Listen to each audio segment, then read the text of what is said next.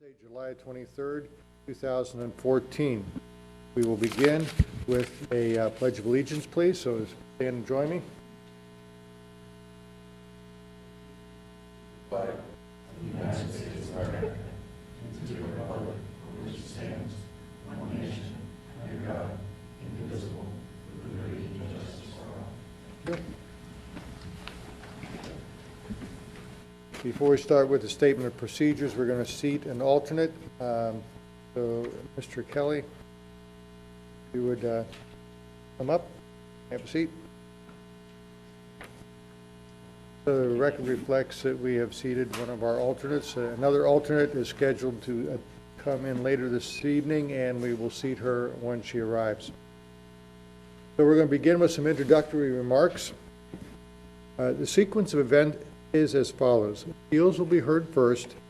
Other business of the board will be heard following the appeals. You're welcome to stay for the entire meeting, but are not required to do so. All who speak or testify before the board will be sworn in, and this may be done either as a group or individually. Anyone addressing the board is requested to use the speaker stand. Each person is asked to give their name and address when first testifying. In subsequent appearances at the speaker stand, that's not required. Our meetings are recorded, and anyone speaking may be cross-examined by an attorney. All documents presented for each case may be accepted by the board. The chairman will rule additional items being offered. The person presenting each case may also withdraw a document. Each case will be heard first and then be presented by a staff member, and usually be the zoning administrator. Once the staff presentation is completed, the appellant will have an opportunity to present his or her case, and following the appellant's presentation, the chairman will ask for anyone opposed to the appeal to speak. In some instances, time limits may be placed on those presentations. Next, the board will motion to close the public portion of the hearing, and individual board members will begin with their question. Board members will ask individuals who have testified to return to the speaker's podium. Following the board's questions, a motion and second will be made by members of the board to either approve or deny the appeal. It is important to note that this vote is called a straw vote. This vote brings forth a resolution at next month's meeting that is the final order of the board. Finally, respect for this process and one another is paramount. Deliberations in each case are taken seriously by this board. Likewise, it is the expectation that respect will be accorded to everyone regardless of any emotion that may be involved. No disruptive behavior will be tolerated, and this extends to all who testify as well as members of the audience. Anyone being disruptive will be asked to leave the room. So let's begin with a roll call, please. Mr. Bartold? Mr. Martin? Here. Mr. Price? Here. Mr. Roberto? Mr. Reininger? Here. Mr. Kelly? Here. Okay. Now, anyone who is going to testify tonight, I will ask to stand and raise their right hand. Do you swear or affirm that you will tell the truth, the whole truth, and nothing but the truth in matters before the Board of Zoning Appeals? Say, I do. I do. Thank you very much. The first case is EZA 2014-05. It's an abandoned sign, article/section 15.6.11. The location is 10140 Colerain Avenue, and the applicant owner is Louis Zettler. Is there a staff presentation? There is, Mr. Chairman. I'm happy to give the staff presentation. However, I've been advised that Mr. Zettler is being represented by Mr. Barrett, who's in the audience today, and I believe Mr. Barrett has a request for the board to continue the case. So I can give my staff report. I have no problem with that, but very good. Good evening, Mr. Chairman, members of the Board of Zoning Appeals. My name is C. Francis Barrett. I'm an attorney with the law firm of Barrett and Weber. My address is 500 4th and Walnut Center, 105 East 4th Street, Cincinnati, Ohio 45202. And I do represent Mr. Louis Zettler, Jr., trustee, who's the owner of the subject property at 10140 Colerain Avenue. And I was initially involved in this case by being contacted by Mr. Zettler's general counsel attorney, who's actually up in Hamilton, Ohio, And it originated when the Ohio Department of Transportation decided to widen Colerain Avenue US 27 and filed an appropriation action. So I'm counsel of record in that case. Subsequently, Colerain Township issued notice of violation, and this pertains to the highway sign.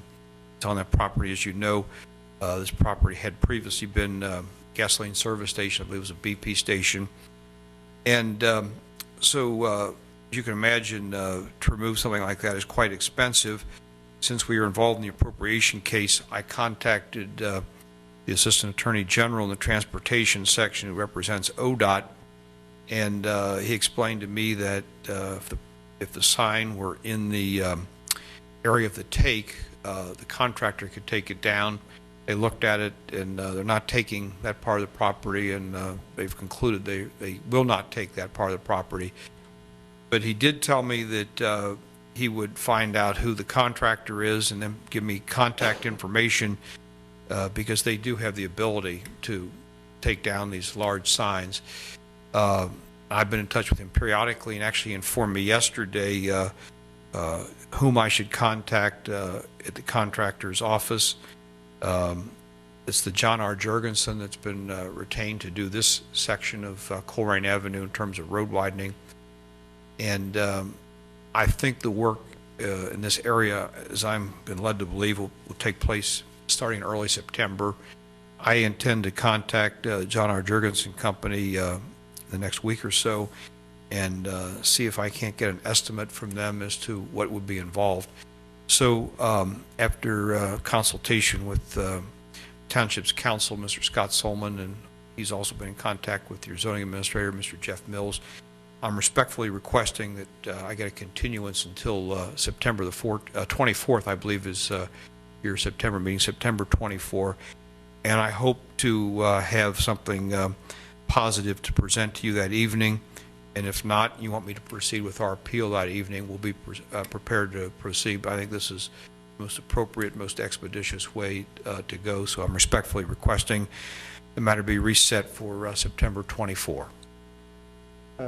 Thank you. Is there a motion? I had a question first, I guess. Yeah.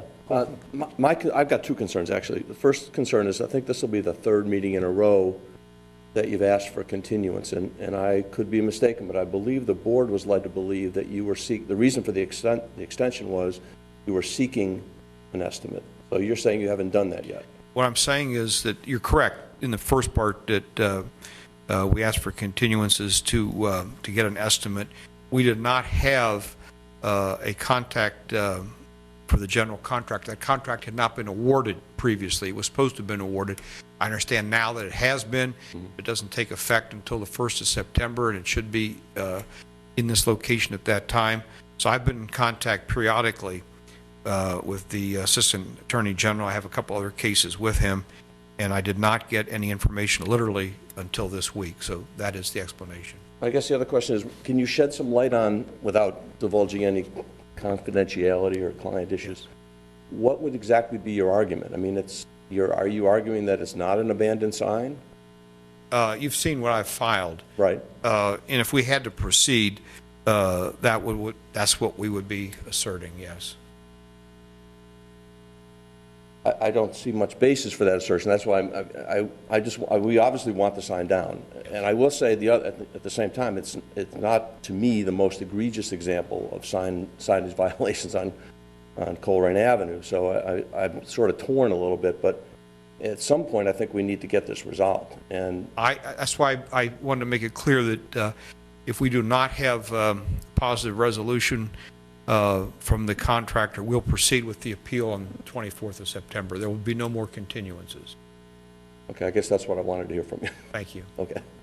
Any other questions, board? I'll ask for a motion then. Motion to continue? Second. Motion's been made and seconded. Just to be clear, the motion is to continue to the September BZA meeting. Correct. September 24th, if that's the correct date. I guess a roll call vote. Mr. Price? Yes. Mr. Martin? Yes. Mr. Kelly? Yes. Mr. Reininger? Aye. Thank you very much. Thank you. Mr. Chairman, I just wanted to bring to your attention, Mrs. Jackson is in the audience now, so she can be seated. Then Chair will request that Trina Jackson be seated for the balance of the meeting. Hi, good evening. Okay, we will continue then. The next case on our agenda is BZA 2006-26. It is an amendment to Condition 7, which limits size of vehicles at 8510 Cog Hill Drive. The applicant is Eric Schmidt, and Joan Uerman is the trustee. And staff presentation, I think. Sure. I just wanted to bring the board up to speed on this case. Since we last met, the neighbors to Mr. Schmidt's operation and Ms. Lorman's property have retained counsel to represent them in this case. And both the attorney for the McCarthy family and the attorneys for the Lormans have both requested that this case be continued for 1 month to allow for the two of them to negotiate between the two of them. And my recommendation is to continue the case because I don't believe that anything positive can come of what we're working on unless those neighbor issues are resolved. So my recommendation is to continue. The recommendation. I'll move that we Thank you. continue. To the August meeting. August. Yep. For the August meeting. Okay. So the motion's been made and seconded to defer BZA 2006-26 to our August meeting. Roll call vote. Mr. Price? Aye. Ms. Jackson? Aye. Mr. Martin? Aye. Mr. Kelly? Aye. Mr. Reininger? Aye. Okay, the Thank you. next case, BZA 2014-18, and is the conditional use application for a telecommunications facility in a residential district, article/section 7.4.12. The location is 2841 West Kemper Road. The applicant is SAC Wireless for AT&T. The owner is City of Cincinnati. And a staff presentation, please. Thank you, Mr. Chairman. As you mentioned, this case is related to is a conditional use approval case for a new telecommunications facility in a residential district. The applicant, SAC Wireless, proposes to install antennas and a accessory compound at the West Kemper Road location. The antennas would be attached not to your typical lattice wireless tower structure, but rather to a water tower that exists right now and in fact is on land that is owned by the City of Cincinnati. So this is the site here. We've got West Kemper going east to west across the top of your screen. This is the water tower that we're talking about. The location of the compound is roughly where that white box is. The property is zoned R6. It's adjacent to R4. The uses on the property and adjacent properties are to the east and south, I believe, it's a cemetery. To the west is vacant land, and across the street is the Colerain Township Fire Department. I believe that's Station 106. I could be wrong about that. Now, this is the first conditional use application for a telecommunications facility in a residential district that I've handled, and it's been very interesting to look through the zoning resolution in a place that I hadn't looked before, so because I had no need. This is, in order to approve a telecommunications tower in a residential district, it has to meet the general guidelines for a conditional use that are in 4.4.3, but it also has special requirements, the conditions for the conditional use, that are in 7.4.12D. Okay, so my findings of fact in this case are, well, number one, what I just said. Number two, the telecommunication towers are conditional uses in all residential districts. That the use is in accordance with the objectives of Colerain Township Comprehensive Plan and Zoning Resolution, particularly due to the creative means of co-location, of co-locating the antennas on the existing structure, thereby eliminating the need for a new lattice-type tower to be constructed. I think that deserves special attention. The fourth item in the findings of fact are that the conditional use will not substantially and/or permanently injure the appropriate use of neighboring properties, and will serve the public convenience and welfare by providing what is increasingly considered critical infrastructure. The cemetery, the vacant land, and the fire department are the surrounding uses, and I don't see any injury to either of those neighboring uses. This use will not create excessive requirements at public cost for public facilities and services, and will not be detrimental to the economic welfare of the community. The applicant has selected the best possible location, in my opinion, by co-locating the antenna on the existing water tower. I find that the applicant has demonstrated that the tower antenna cannot be located on any other communications tower or facility in the vicinity, and that all reasonable means have been undertaken to avoid any undue negative impact caused by the clustering of towers in the area. Number 7, all technically suitable and feasible sites all technically suitable and feasible sites are not available in a non-residential district, and that the proposed tower is the least aesthetically intrusive facility for the neighborhood, and function of all buildings and structures are architecturally compatible with the architecture of the adjacent buildings and structures. Number 9, the structure on which the antenna will be placed is already constructed, so the setback requirements found in 7412D6 for new structures don't apply. And 10, the screening of the equipment shelter was not included in the plan. So my recommendation is approval with one condition, that before a zoning certificate is issued, a landscaping plan is submitted to the zoning administrator demonstrating compliance with the appropriate section of the code. Thank you. Is someone representing the applicant here? Good evening. My name is Ramel. Sorry, I work for SAC Wireless on behalf of AT&T. My address is 26 North 20th Street, Columbus, Ohio, 43203. Very good. Please continue. I've never done this before, so I'm sorry. I'm a bit nervous. Everything that Mr. Mills has covered is pretty much accurate. We have checked into every site to see which would be the best compatible for AT&T. This particular location turned out to be in AT&T's best interest. You may be asked to come back up from questions from the board. So do you have any other comments at this point? No, I do not. Okay. Please be seated, and we'll ask if there's anyone opposed to the location of the cell tower. Well, and else in favor? Okay, I'll ask for a motion to close the public part. I move we close the public part. Is there a second? Second. All in favor? Aye. All right, now we'll be given board questions. We'll start with Mr. Martin. Just two questions, I guess. Please. This is not going to interfere with the fire station at all in terms of their radio reception or anything? I do not believe. Have we asked them that?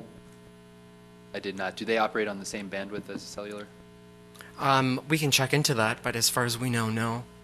We can definitely check into that, see if it I would make that a drops further our condition frequency. then, that we check with the fire department, make sure there isn't any interference there. And secondly, I guess, also related to the fire department, have we looked into whether it could be located at the fire station and therefore we get the revenue as opposed to the city of Cincinnati? I don't know that that would be tall enough, the fire station, but That's correct. It wouldn't be It tall wouldn't be tall enough? Okay. Right. Assuming that it doesn't interfere with the fire department, I don't see any problem. I'm pleased that you located it on an existing facility, so I think that takes care of a big issue. Okay. We can definitely take care of that too with the fire department. We'll So check into I would just amend the recommendation or the approval conditional on the fire department approval. very good. Mr. Price, question. Just one question, Jeff. Can you go back to the overhead shot? Yep. Is there an existing road that's going back into there now where they're going to be building? Are they just going to extend that back, or? Are you, It's just going to be that same existing road. So the shelter will be there, they'll just walk back to the extra building to do their maintenance and whatnot? Correct. Okay. That was the only question I have. Mr. Kelly? What does the apparatus look like? Something, I mean, The antennas? yeah, Are are they just straight or? they're straight. They'll be around the tank, not on top of the tank. Okay. Could be like several. Right. Well, yeah, we've They- got the we- drawings in here, but yeah. Yeah. I don't know if I do have some, yeah. Yeah. That's it. Okay. Ms. Jackson? I was just curious about the height of the tower, or The antennas? yeah, They're going to be at 108. And the very top of the antenna would be 112. You're welcome. I have, Ms. Jackson, any other question? no. How many towers are within 2 miles of that tower you're going to locate? Cell towers are there, Within 2 miles? yeah, or within even a mile? Within, let me see, I have it here.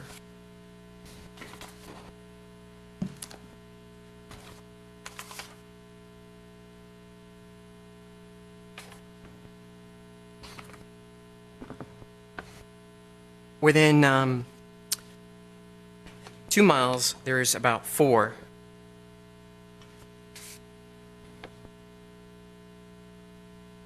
I guess the follow-on question to that is, why is this so special that you can't co-locate on one of the other towers?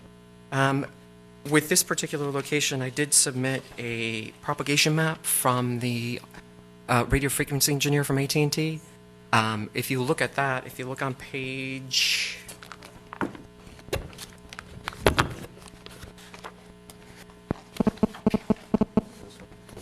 Page 5, it shows the current coverage without that particular site located there. We have that? I don't know. It took, Do you have a copy of that on your, with you? Is that in the packet? Yes, I had sent to Mr. Mills. It's It's actually this one. That does not look familiar, I'm sorry. We don't have that, I don't think. No, I don't have it in my Oh, packet. I had actually emailed it. I'm sorry, Ramel. That's okay. Well, without being condescending or just because I'm a layperson, what makes it so special that you can't locate on another tower that's within 2 miles? I mean, why is this so special? The particular height of this tower, and then that particular area, it's pretty much all yellow or gray, with no service or little service. So when they co-locate onto this particular location, it expands their network, and that's what I basically had submitted with this. It shows that, it demonstrates that, the importance of it. If the board would like, I can go find that email and print it off. I was just curious why you couldn't occupy another tower, that's all. Okay. So it's because your coverage is not... The coverage, correct. You're saying that the location of this tower provides coverage to places that are underserved or not served more Correct. than other towers? Correct. Got it. I can, if you want, I can approach and give you this, or... I'd appreciate that.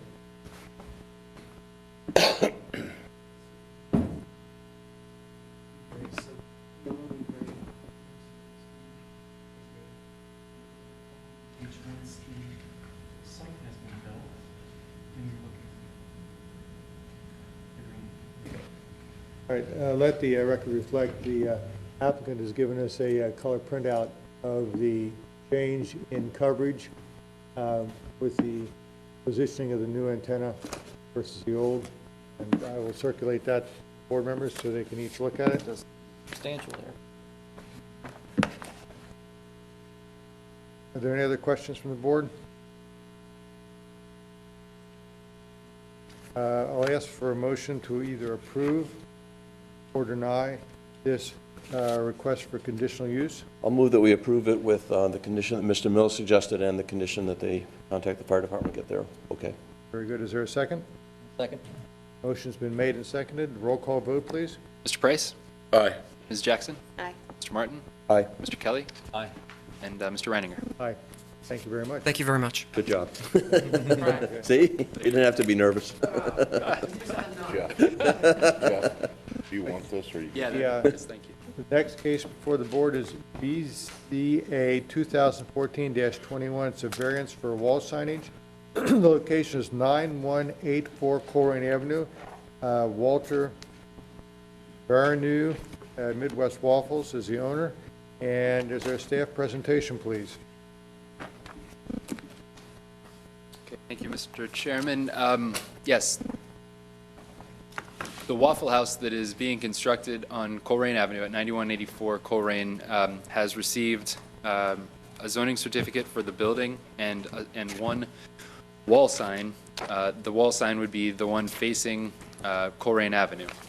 An application was submitted for signage on initially two other frontages, the north frontage and the south frontage.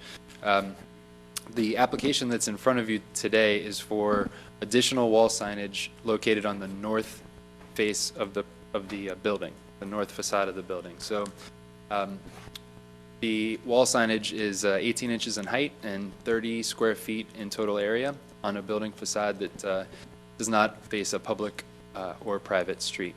So as we can see on this aerial image, this is the site, this is the parcel, and the Waffle House will be constructed in this area here. There is a signage for this frontage that's already been approved, and Mr. Barano is requesting signage for the north elevation here. The property is zoned B2 and is bordered to the south by a planned business development, another B2 parcel, B2 all around except for a planned residential development that abuts it to the rear. So as I reviewed this case, I made the following findings of fact. The building's placement on the site is limited by the size of the lot, which actually this lot is not as big as it looks. It was subdivided here, so it is not this huge lot. And the building is approximately 23 feet wide here. So that in mind, here we go. The building placement on the site is limited by the size of the lot and the driveways that must be used to access the property. Currently, the building is approved to be situated on the property such that it has only 23 linear feet of building frontage that faces the street. Number two, a 20.6 square foot wall sign has already been approved for the front of the building. Number three, the addition of wall signage on the building facade that faces the parking lot, when taken together with the already approved wall sign, I don't believe would be contrary to the purpose of Article 15 of the zoning resolution as listed due to its very modest size. 30 square feet and 18 inches tall is very modest. Number four, the proposed sign is, as I said, modest in size, and the requested variance is therefore not substantial. The applicant's predicament could not feasibly be obviated by any means other than a variance. The variance, I don't believe, would have adversely affected the delivery of governmental services. I don't believe that the essential character of the neighborhood would be negatively impacted due to, again, to its modest size. And then finally, by taking into consideration the benefit to the applicant, if the variance is granted and weighing that against the detriment to the health, safety, and welfare of the neighborhood and broader community, I find that substantial justice would be done by approving this variance. So my recommendation is very simply approval. Thank you. Is the applicant here?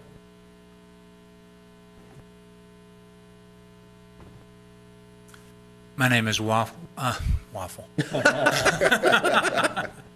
This isn't my first time, and I'm still nervous. So, my name is Walter Barano, and I was so concerned about getting my last name right because you were obviously stuck. Walter Barano, and I'm with Waffle House. Midwest Waffles is our subsidiary in this area. It's a company-owned subsidiary. My address is 261 3rd Avenue, Avondale Estates, Georgia, 30002. Pretty much what Mr. Mills described is the situation.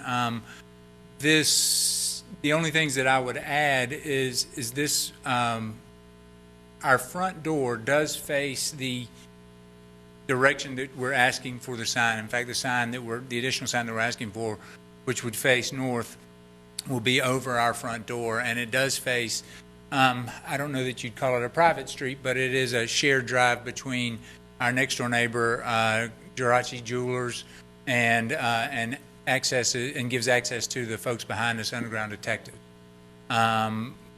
We weren't able, because of the shared drive, we weren't able to locate our building with the front door facing the road, which would have provided us with 75 square feet of frontage, because with that drive, it doesn't allow for the building to be located on the site that way. Still, we're with the cumulative square footage of the building signs, we're only looking at 50 square feet as opposed to the total 75 that were we able to locate it with that frontage we'd be allowed to have. I don't believe that this is detrimental to the character of the neighborhood. Up and down Colerain Avenue, of course, there are a number, including both of our neighbors, have multiple wall signs. I understand they may have been under different conditions, and some, in fact, under planned unit developments. But that, to me, acknowledges that there is no true detriment to the public, or it wouldn't have been allowed under any circumstance. We're asking for this modest addition, and we hope that you'll grant our variance. Thank you. You might just stay there, because I don't think there's anyone here to speak in opposition. And then I'll ask for a motion to close the public part of the hearing. I'll move we close the public part of the hearing. Is there a second? I'll second. Motion's been made and seconded. All in favor? Aye. Okay, let's begin with board questions. Mr. Martin? Mr. Mills, this lot, even though after it's subdivided, still meets all the requirements for the size? The lot Yeah. has a variance. Okay. Well, you're correct in saying there's not much you can do to Colerain Avenue to its detriment, because pretty much everybody else has. And that's a big issue with me, as Mr. Mills knows. I mean, signage on Colerain Avenue is abominable. Having said that, I must admit, I don't think you're asking for too much here, given the situation. So I'll vote in favor of it. Thank you. Mr. Price? I have no questions. Mr. Kelly? No question? Jackson? I just have one question about the sign. Is it like a lighted sign, or is it the? It's a sign that is on the facade, and it is lighted externally. We have it's called low pro lighting that actually shines toward the building onto the sign itself. Okay. I was just curious, of course, it's close to. Sure. I just There should be no light spillage from that sign. In fact, that's the reason that we do it and don't do, in some cases we do channel cut lit signs, but not in this particular case. Our preference is to do it this way. Okay, thank you. The only question I have is one of clarification. So this sign is a sign facing the parking lot, and then there's also a sign on the narrow end of the building facing, and is that the same character of sign in terms of the way it's lit? And Bless you. Thank you. so it's a single long sign, is it a stack sign, or? The only difference is that one sign is 18-inch tall letters, and the front sign is 15-inch tall letters. Okay. No other questions from the board? I'll ask for a motion to approve or deny the request for variance. Move that we approve the variance. Is there Second. Motion's been made and seconded. Roll call vote, please. Mr. Price? Aye. Ms. Jackson? Aye. Mr. Martin? Aye. Mr. Kelly? Aye. Mr. Reininger? Aye. Thank you very much. Thank you, Mr. Thank you Walker. very much. All right. The next case is BZA 2014-22. It's a variance for wall signage, article/section 15.8.3. The location is Hobby Lobby, 9930 Colerain Avenue. The applicant is ABC Signs, and the owner is Colreg. The staff presentation, please. Okay, so the plot to this story takes some twists and turns. So stick with me. I think there's a happy ending at the end, so stay with me. Very recently, H.H. Gregg relocated from its where it was across from Stone Creek to North Cape Mall. In its place, Hobby Lobby is intending to backfill that space, and in fact, they've been issued a zoning certificate for a change of use. They're going to make facade improvements, so this is where we're at now. They have a zoning certificate for the use. They came in to ask for a zoning certificate for wall signage, and I was not able to grant their request because it exceeded the amount of square footage permitted on a sign, and that is, despite the fact that H.H. Gregg had a very large amount of wall signage there also. The purpose and intent of our zoning resolution is to bring these obviously into compliance. So I denied the zoning certificate, and meanwhile, that sign that is the pylon sign that is sitting out in front of what was H.H. Gregg, what will be Hobby Lobby, has to remain because it's non-conforming, and they were only proposing to do a face change. And it had to remain, much to my chagrin, because I believe that that sign is, for lack of a better word, hideous. It's got 2 cabinets, it's huge, it's from a different era, it's a dinosaur, and it's ugly. But there was nothing that I could do to change that. So I had to issue a zoning certificate for a face change on that sign. Now, so here, let me introduce you with that as prelude. This is the site, and it's rather zoomed in here, but the parcel that they own here, Colerain Avenue, is off to the left. They have no frontage on Colerain Avenue, actually, but they do have frontage on Hollis Drive, and I believe that that must be the reason why this is a legal parcel. There's an easement, of course, that allows entry to the parcel, and in fact, entry to all of these parcels from Colerain Avenue right here. The landscaped island that you see here is home to the existing pylon sign. The property is zoned B2 with planned business to the north, residential to the north and east. Okay, so as I reviewed the requested variance for additional wall signage, these were my findings. The building on the property is set back approximately 400 feet from Colerain Avenue.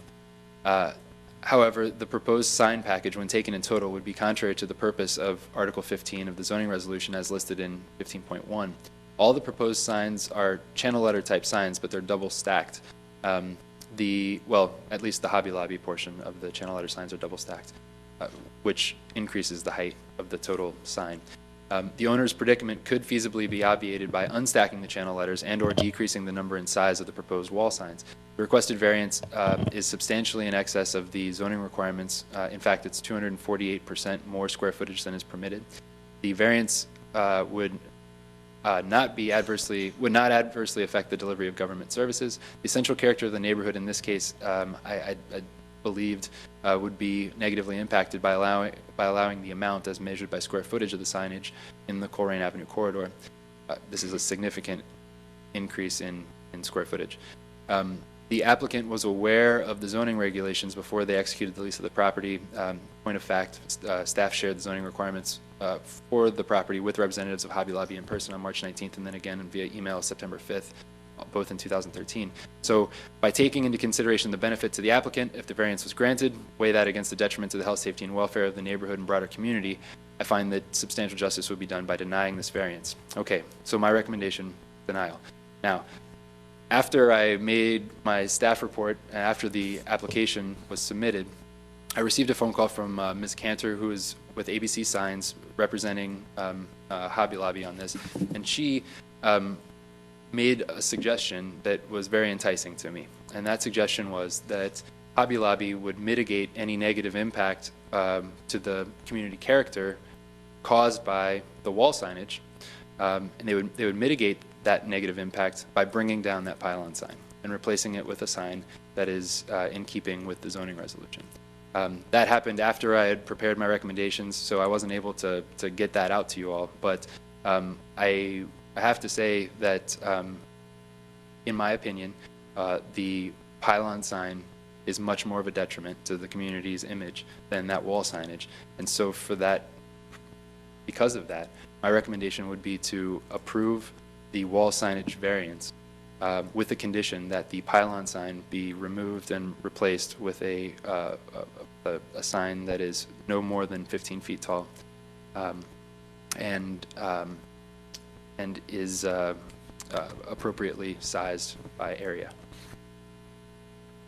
Thank you. Thank you, Mr. Mills. Is the applicant here?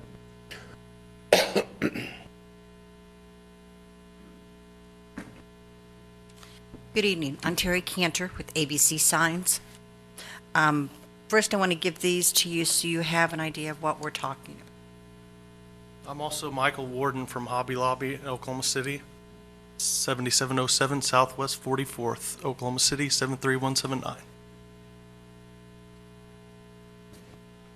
I let the record reflect we have an updated color presentation of the Hobby Lobby store. This is current existing Oh, this is, on the other side of the highway. okay. We are relocating that location to the old H.H. Gregg box. The first set of photos you're looking at is where we presently are located on Colerain Avenue. We would like to move into the H.H. Gregg site and expand our overall visibility for our prospective and future clients, or present and future clients. At the present location, the building sits back off the road and makes it difficult to be seen until you're almost past the entrance, the second entrance, going into the shopping center. They now have 5-foot letters, excuse me, with all of the 2-foot department signs, but they do not have a road sign, only a tenant panel.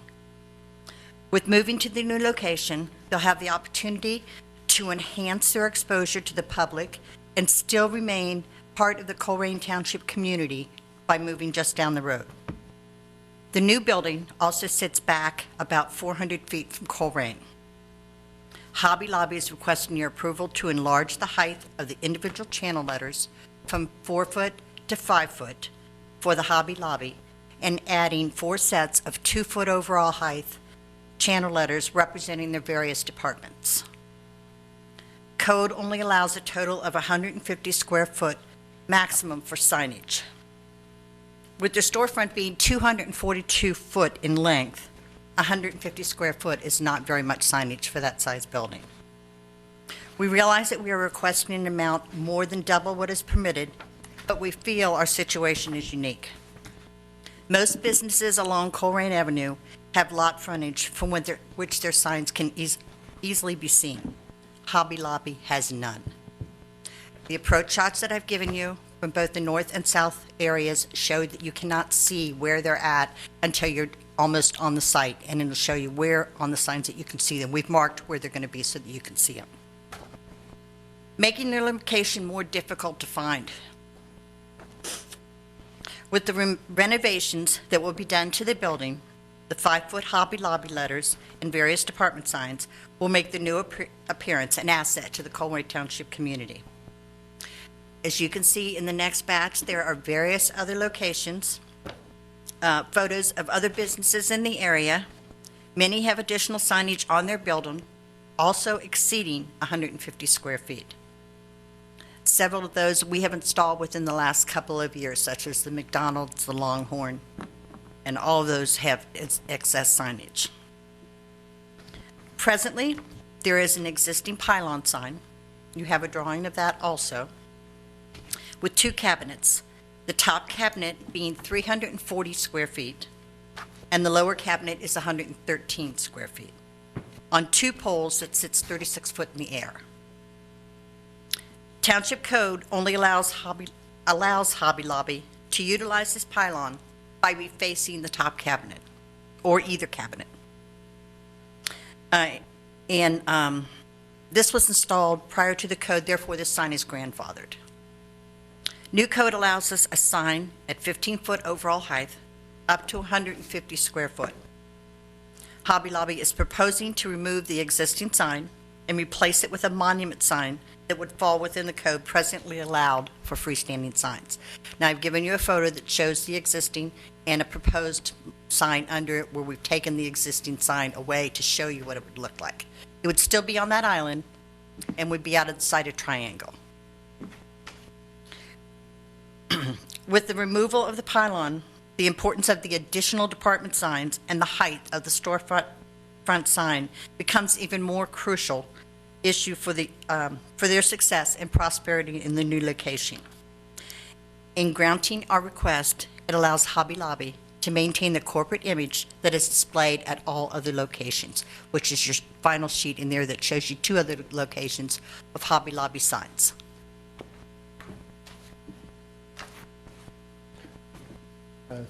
Thank you. Any other comments from anybody else? Sir?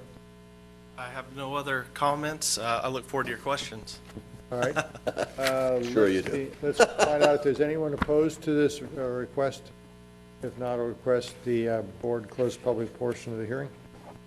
I'll move we close the public part. Second. Motion is made and seconded. All in favor? Aye. Okay, we'll begin with board questions. Mr. Martin? Jeff, out of curiosity, any of the signs that they show here, other signs, are they in violation? Like Star One Realtors? Longhorn Steakhouse? Wait a minute, where are we at? Longhorn Steakhouse. Longhorn Steakhouse is in a planned Right. business district. Star For One is not, though, I don't think. Star One is not, but I would have to, I mean, that appears to be more than 4 square feet, but my assumption would have to be that because it's there, it got a zoning certificate somehow. So perhaps it was there before the zoning resolution prohibited 4-foot signs, All right. or signs higher than 4 feet. Well, here's my concern. I mean, as many of my colleagues up here know, signage on Colerain Avenue is a big thing with me. It's abominable. The whole, I mean, it's been, I won't even say who said it, but Colerain Avenue does look like a racetrack, and it doesn't seem like it's getting any better. And therefore, you know, Aldi was in not too long ago asking for a variance on their signage, and I voted against it because I thought that it's important to establish consistency. And although what you're presenting is very enticing, it does set a precedent for anybody else that comes in and says, well, wait a minute, Hobby Lobby got that, or as I said at the time, Aldi got that, so how come I can't get that? Or in your case, Star really got that, so how come I can't get that? There does seem to be a lack of consistency. Maybe the problem is, as I suggested at the time with Aldi, maybe the problem is with our ordinance, that our ordinance needs to be looked at, because everybody seems to be coming in, including your predecessor, Waffle House, or preceding presenter, I should say, Waffle House, saying what we're going to give them under our ordinance doesn't work for them either. So maybe that's something that, and can't really tell the trustees what to do, but I do think that maybe they ought to be taking a look at the ordinance for signage up and down Colerain Avenue. So my concern is granting this is going to set a precedent that then we're going to have to deal with when Kroger comes in or when anybody else comes in and says, here, we'll dangles a carrot in front of us and says, if you take a bite of this carrot, then, we'll give you this. But to get rid of that pylon, I have to admit, that's a pretty big carrot. So you got my attention, because I was ready to vote no. I really was. I understand completely. One thing that I want to keep in mind also is our current store does have all those same Right. signs. Yeah. Yeah. So, and another thing is the frontage. And let me go back to the store that we're in currently. Currently, we're doing somewhere around 1.4, 1.6 million annually. That is very low for us. Our average store ranges in the 6 million range. So we think that moving to this location is going to help us, and that's what we need. We need help. We want to stay here, though. We want to stay in Colerain, and we found a location. It has zero frontage. The pylon is amazingly huge. And when I talked to this gentleman right over here, he said, I wish we could take that down. And I said, man, I'm so glad it's there because we have no frontage and we need all the help we can get.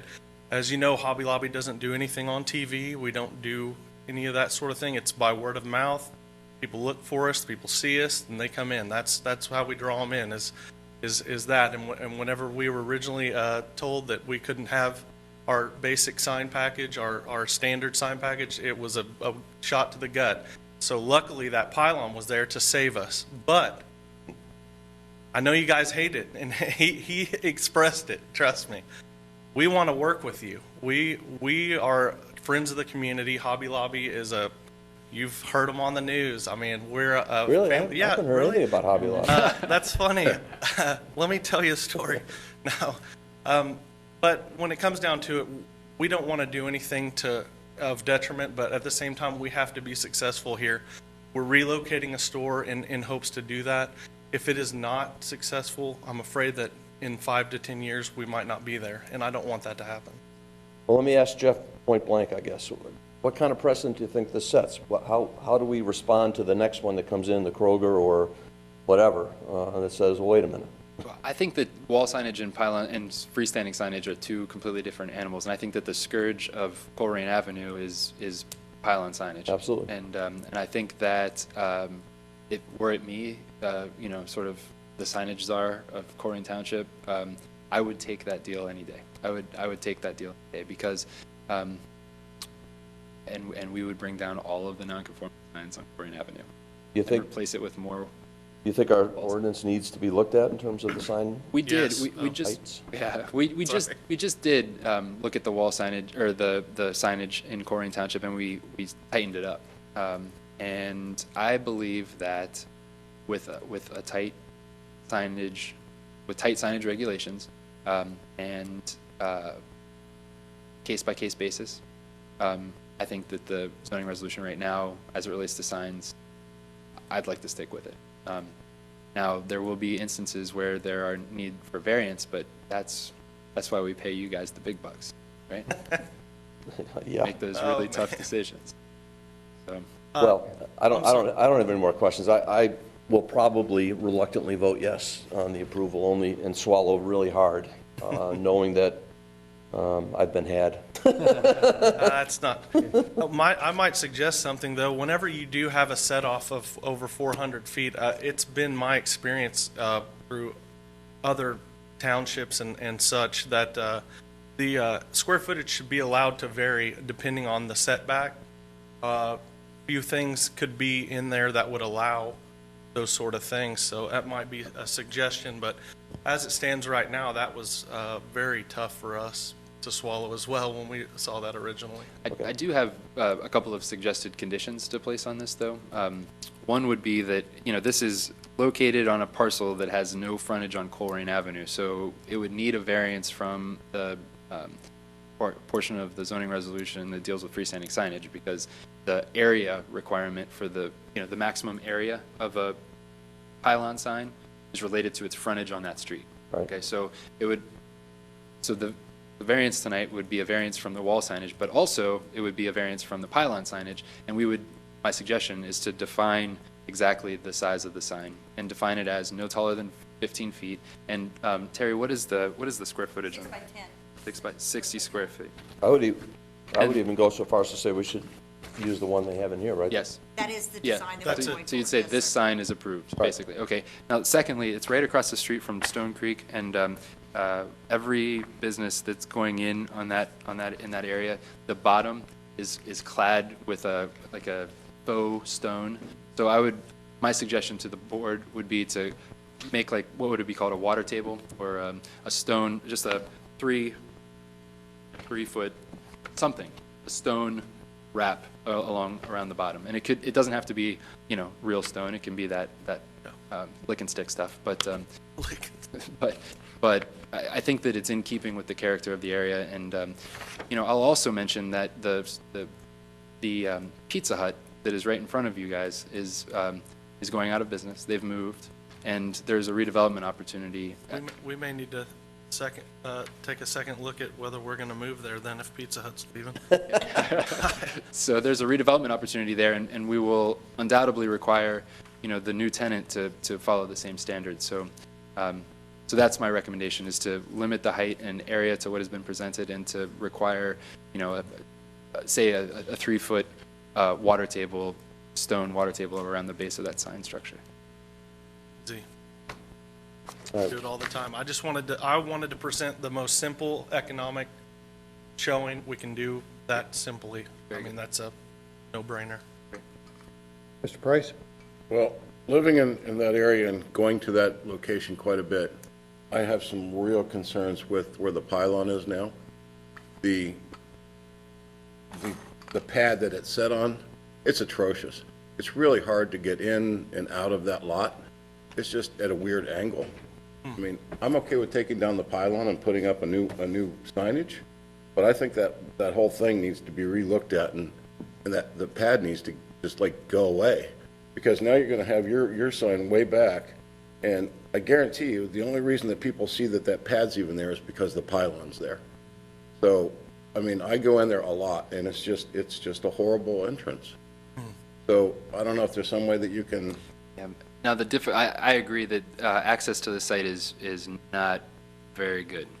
And It just needs to be a straight entrance right. instead of. Well, what's complicating this is the constellation of parcels, right? So you got this that's sitting back here. You've got another parcel right here. You got another parcel right here. Another parcel right here. They're all different owners too. Right. So I've had issues with enforcement at this site, and like for example, the parking lot was falling to pieces, and so getting all three owners to come together to redo that parking lot was a very difficult undertaking. So anyway, I say that because in order to redo this intersection, you would have to work with Ohio Department of Transportation because it's on Colerain Avenue, and you'd also have to work with 1, 2, 3, 4 property owners, and they would all have to basically redo their easements, their cross-access easements in order to access that property. So I agree, it's not very good. There's also an entrance off of Redskin to the south here, Right. which I prefer to enter the site from.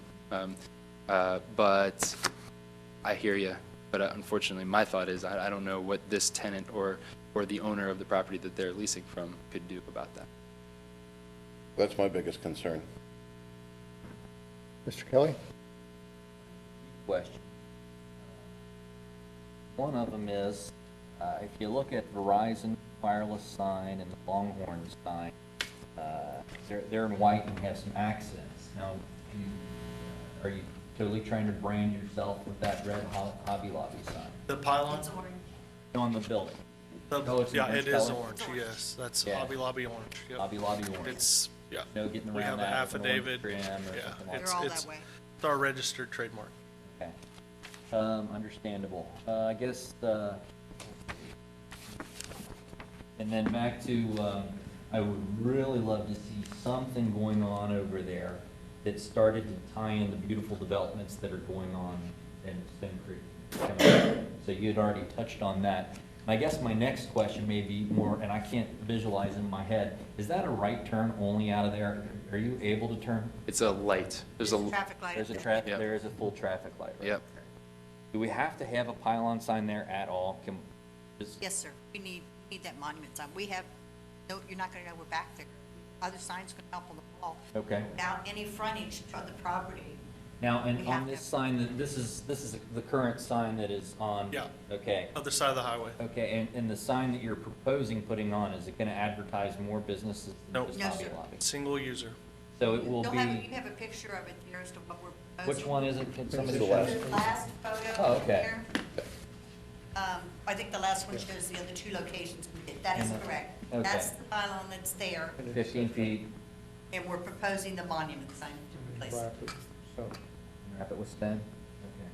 Okay. That's all I've got. I understand now. Thank you. okay, Ms. Jackson? I am so glad that you proposed it, because I'm sitting there thinking, how can I propose it? So this is good, this is good. My only real question, is about the lighting. I was asking. The Hobby Lobby's internally lit, with LEDs. They'll only be lit, normal dusk hours to, I think they actually go off somewhere in the middle of the night. They don't stay on all night. Okay, so you're not proposing No. any lighting That's right. from And then the ground? blue signs that go on the wall do not light at all. They're empty channel letters. They're still the expensive channel letters with the plastic front and metal, but they do not have any guts in them. And then also the monument will be internally lit as well. Okay.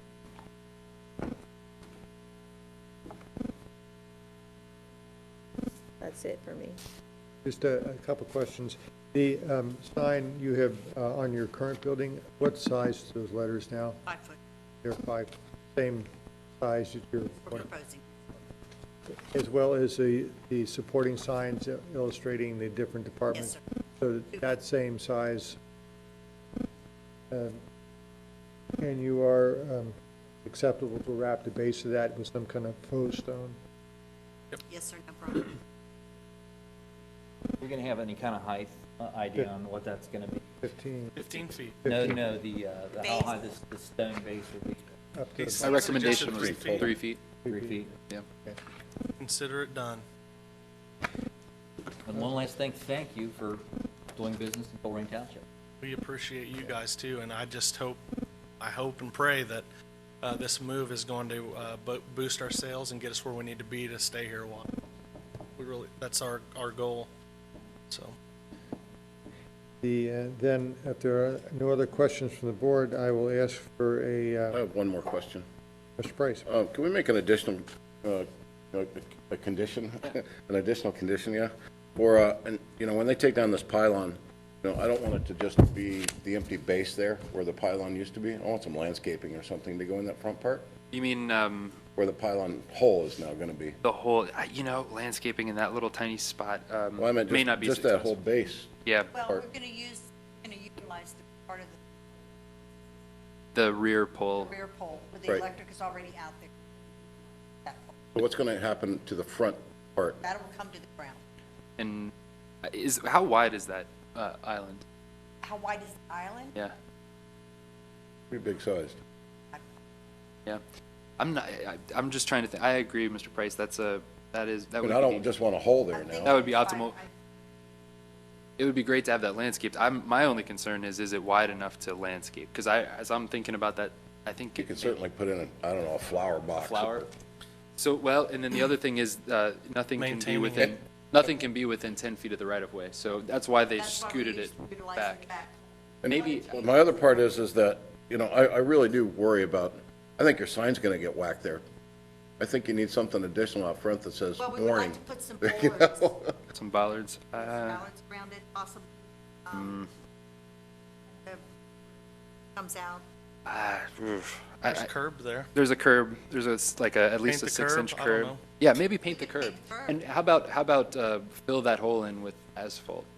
The hole where the. Something, Yeah. that just, I don't. Can we It fill the it hole gets in? capped with steel. I Okay. mean, it's a steel cap that goes over it, Okay, so it'll just be like, it'll be flush with the yeah, ground? flush with the ground. Okay, it's No not gonna, hole. it's not gonna be You're a not gonna hole have that, the hole in the ground No. there. We'll Okay. take the hole down to the ground, cap that. okay, can the island be, painted yellow Spruced up. around the outside or spruced up? I don't see a problem with Okay, No, I don't. very good. Is that something we need to bring to ODOT's attention? I don't want to paint their curb. No, I don't think so. I think that's on Okay. private property. That's off of Okay. the right of way. All right. I was just wondering, does the island have to stay that long? You're gonna add the Right. walls around it, whatever the landscape, not the landscape, the walls around it. Maybe you have the caution area in the front, move some of it, and then have Problem with that being, that is, think, spread footer under that sign due to the height of that pylon. That could go anywhere from 10 foot to 20 foot underground. We don't know. Okay. It's been their way so long. Any other questions from the board? I'll ask then again for a motion to approve or deny the request for variance. Like a fish taking a lure, I'll move that we approve Okay. And With with the conditions. With the conditions, the removal of the pylon, the wrapping of the base of the sign, and perhaps painting the, Right, and painting the edge of the curb fluorescent yellow or Yeah. something. yellow. something. Okay. All right, is there a second to that? A second. Thank you. Then we'll ask for a roll call vote, please. Mr. Price? Aye. Mrs. Jackson? Aye. Mr. Martin? Aye. Mr. Kelly? Aye. And Mr. Reininger? Hi, thank you very much. Thank you for your time. Appreciate it. Thank you. Okay, we're going to move on to resolutions for adoption.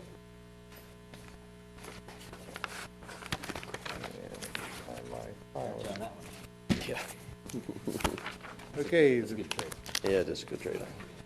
the first resolution for adoption is case BZA 2014-16, whereas Michael Powers on Mr. May Chairman, 20th.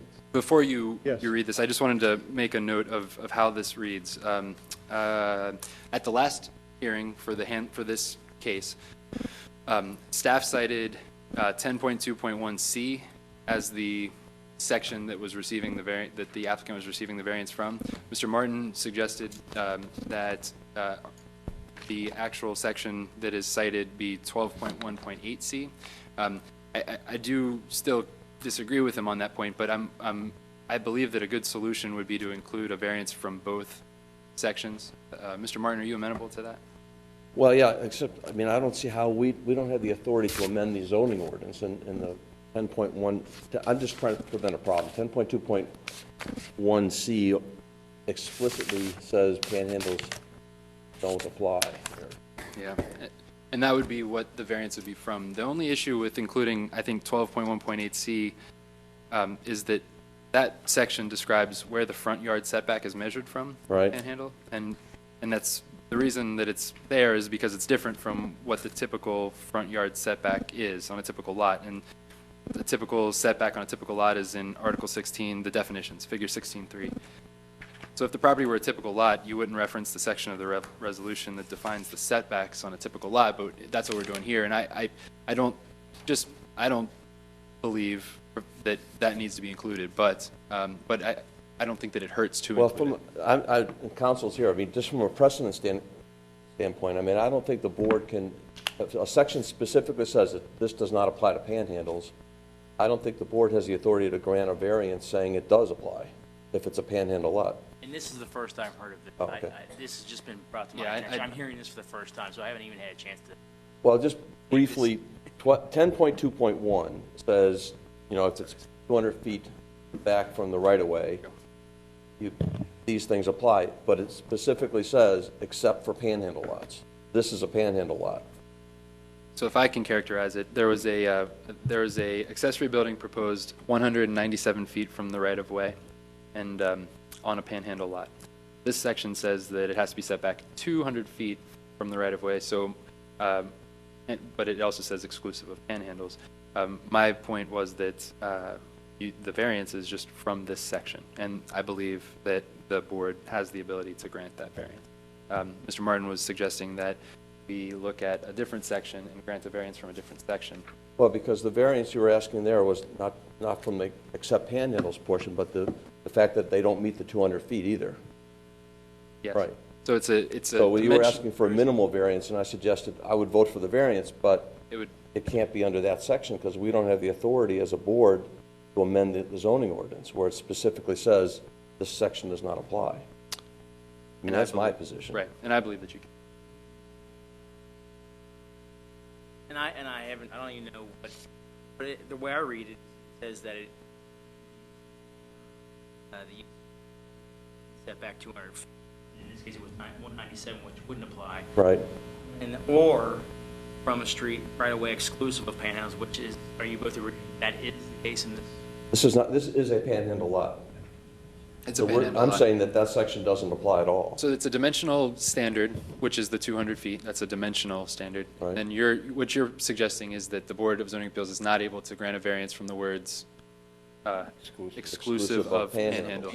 Yeah, and I believe that you can. But I believe that a good solution to this issue is to reference is to grant a variance from both sections. One which includes the dimensional requirement, and the other that talks about, that just describes where a front yard setback is on a panhandle lot. Again, this is not supposed to be a big issue. It's just, I don't want to set the precedent that we have the authority to give a variance to a whole section. I mean, we're basically saying this section, the ordinance says this section does not apply to this particular kind of lot. And we're saying, well, we're giving a variance that says it does apply to this particular kind of lot. We're kind of giving a double variance on that particular provision, and I don't think we have the authority to do that. I mean, I wish, because I brought this to your attention a week ago or so I was hoping that maybe council would know about it, but. What I might suggest is we let council review that, and we'll skip to one That's other fine. ones. And that'll let me at least That's look fine. at it, but because Yeah, I let's- haven't seen the findings of fact of any of the issues.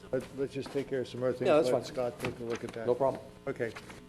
So, we're going to come back to BZA 2014-16 before we adjourn. So then we'll move over to 2014-17.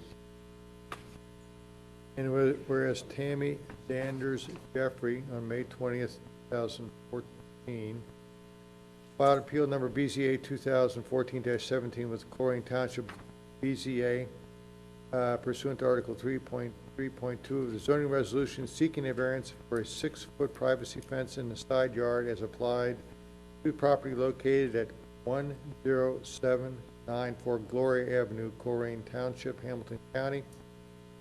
And whereas the board has considered all evidence properly presented and finds that to deny the variance would result in unnecessary hardships to the owner of the premises in question and would not be in keeping with the spirit of the zoning resolution, therefore, be it resolved that by virtue of the foregoing, the Colerain Township Board of Zoning Appeals does hereby grant a variance of article/section 12.8.1 of the zoning resolution, subject to conditions 1, 2, and 3. And we will vote on that, and understanding we have only 3 people that can vote on that tonight. Well, actually, I think that we've determined that alternates can vote. If you want to, you can also Okay. abstain.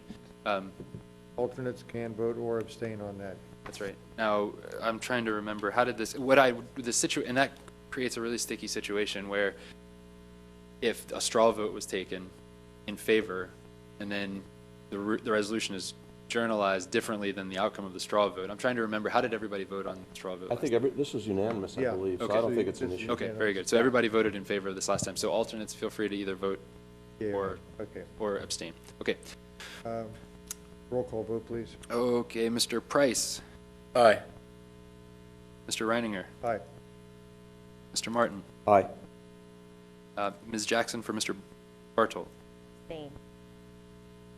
Mr. Kelly for Mr. Roberto. Aye.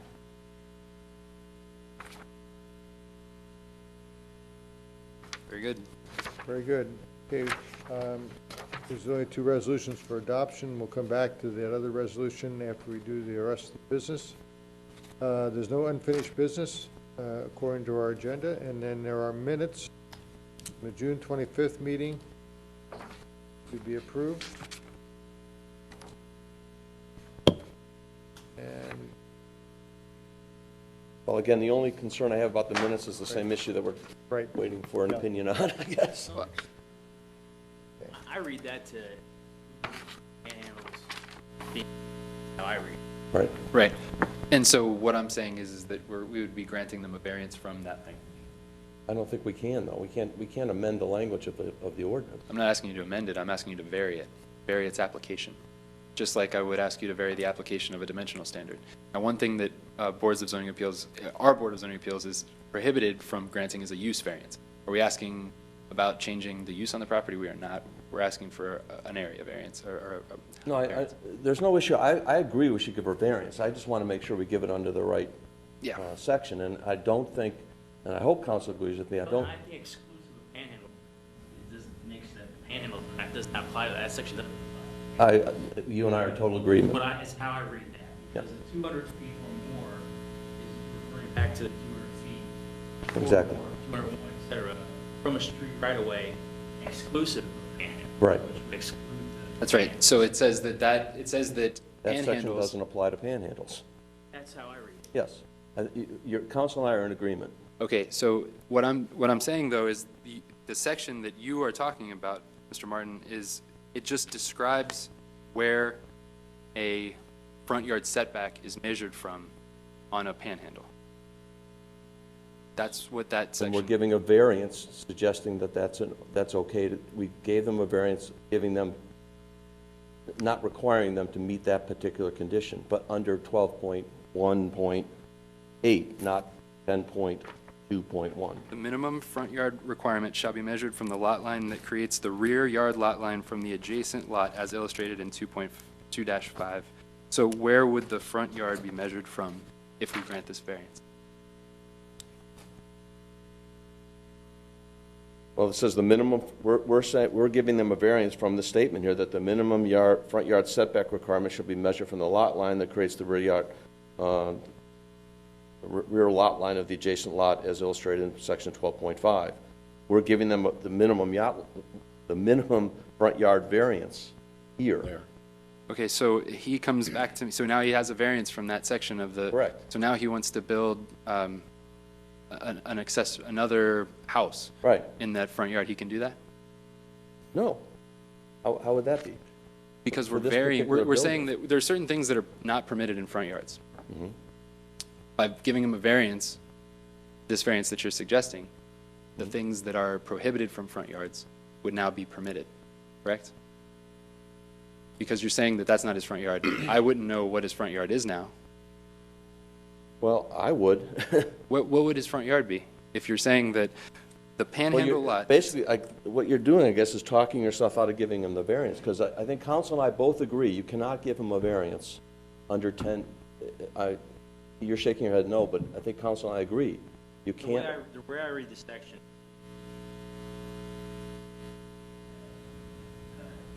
CD in that, because it's exclusive of panhandles, it doesn't apply. Exactly. So if we're going to grant this variance, we have to find a section that applies. And I am trying desperately to find a section that applies. Right. And the closest one I can find, and as I pointed out at the meeting last month, is 12.1.8. I'm saying that, but what you're suggesting does exactly what I'm suggesting, just in a different section. Exactly. Exactly. No. What you're suggesting is give him a variance from 2.1.8 D, or C, which gives him a variance from a set of verbiage, just like I'm giving him a variance from a set of verbiage. It's just a different set of verbiage. What I see at 218C is a description of where the front yard setback is measured from. And I don't understand how that helps Well, us look here. at D. Well, I tell you what, if you guys both agree, you agree what the actual variance is granting Yeah. here? Yes. If they can, you know. So my the same suggestion was to rationale, grant if it's him the a- same variance. Well, if you look at D, I think for panhandle lots that are not subject to panhandle regulations, there shall be no front yard setback requirement from the driveway or private drive. You could use that, for example. Say that again? Under 12.1.8D, under 12.1.8C, I think you could grant a variance. Again, I'm just trying to, there's unanimous vote to grant the variance. Yes, right. And council and I think, both agree that you can't use 10.1, so we're trying to find, I'm trying to But find, wouldn't you just grant a variance from that language? how can you? If it depends if it, have to, the way it's written. Right. And I think we're reading it that way. I don't think it applies to now. Again, I'm not looking at anything, I'm just going Yeah. off of what regular. I guess all I'm saying is that that section it doesn't make any sense to me to grant a variance from, because that section does the same thing for panhandle lots that, what is it, 16-3, figure 16-3 does for a typical lot, and that is describe where a front yard setback is located.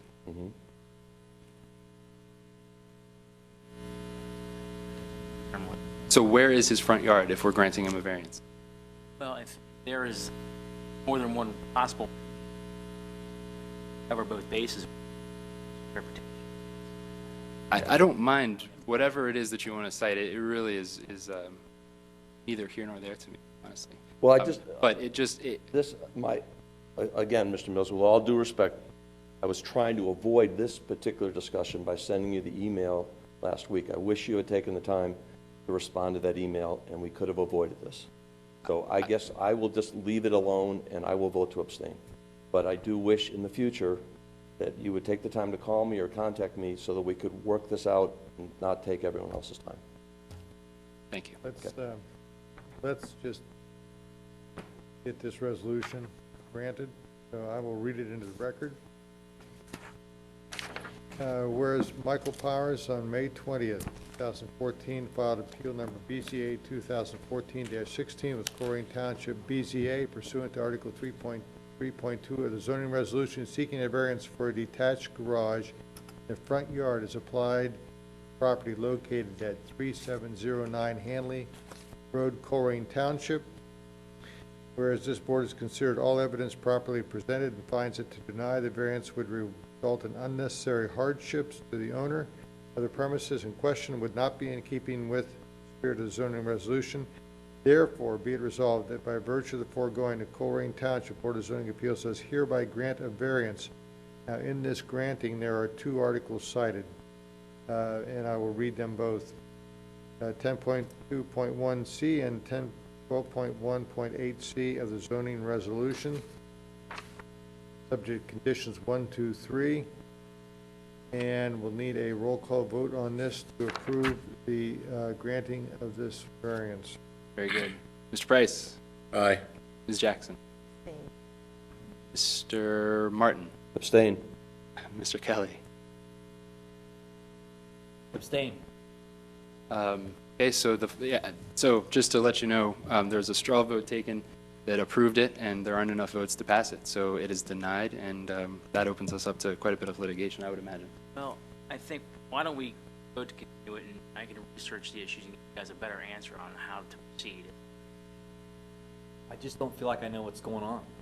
No, and I Fair can enough. completely appreciate that. So I would highly recommend you not continue with this vote. Table this. I would recommend tabling it so that our law director can issue an opinion on the matter.